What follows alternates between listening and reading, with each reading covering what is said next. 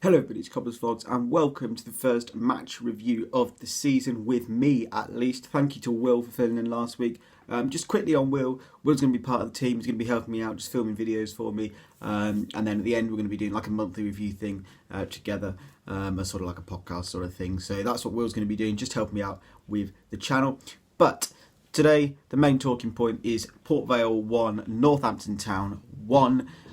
Let's have a look at how Twitter has Okay, so neither myself or Will managed to get to the game today, unfortunately, which means when neither of us at the game, we'll be doing a Twitter match reaction. So we put a tweet out earlier asking you to use the hashtag NTFC to give us your thoughts on what you thought of this afternoon's game. So let's get straight into them. There's quite a few responses, so we'll have a look at those.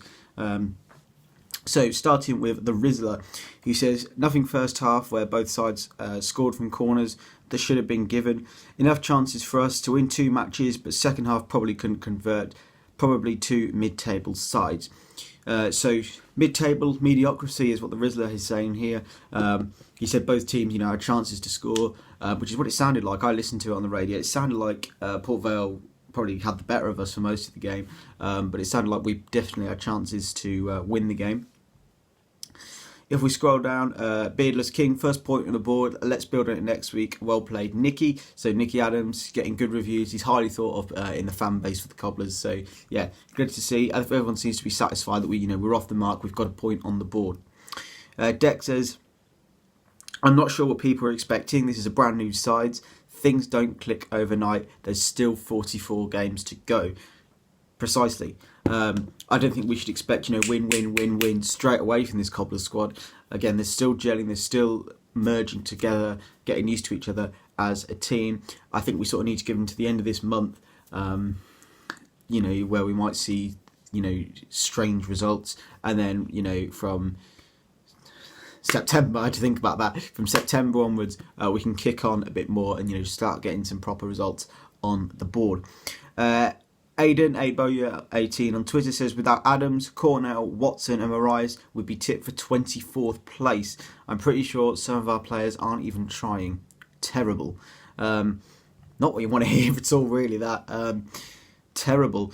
So Adams, obviously the key winger. Cornell came on for Steve Arnold, who got injured in the game. So, again, I listened to it. It sounded like Cornell made some good saves. Watson got the goal for us, and then Marais came off the bench. I think Cobblers fans are just loving Marais at the minute. They really want him to play. He's not really being given the chance by Curly. Came off the bench today, though. I think Marais should be given a bit more of a chance, but Keith Curls openly said he doesn't like him as a player. There's nothing personal between them, but he doesn't really like him as a player, and that's why he's not playing him. Another one from Aiden. If we play like that every week, we're going to be in an absolute relegation battle. Absolutely useless. So Aiden not happy at all with the Cobblers this evening. A relegation battle is certainly not what we want this season. But again, like the guy said earlier, we just need this team. We need to give it a bit of time just to gel together, and I think we'll be all right. I think we'll get into that top half. I still think 10th is where we're going to finish.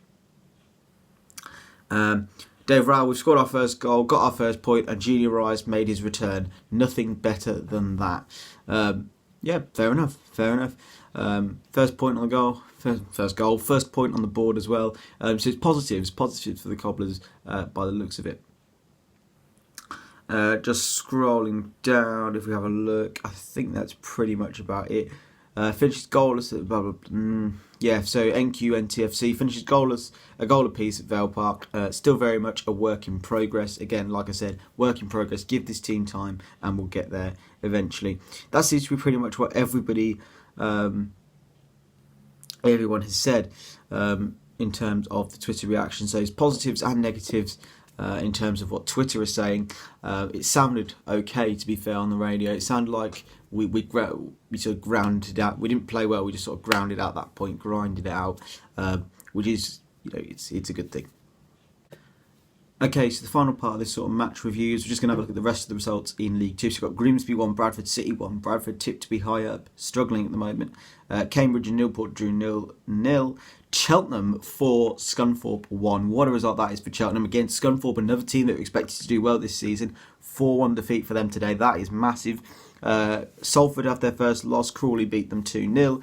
Macclesfield, massive result for Macclesfield. A 3-0 win against Leyton Orient. That is big for them. Mansfield 2, Morecambe 2. Good result for Morecambe. Good point on the board. Morecambe were 2-0 up in that game. Mansfield, good fighting spirit to come back and draw that one. Oldham, one of the 4 teams to not have a point on the board yet. They lost 2-1 to Crewe. Oldham did go 1-0 up through Missalou, but then Chris Porter got 2 goals for Crewe and got them a 2-1 win.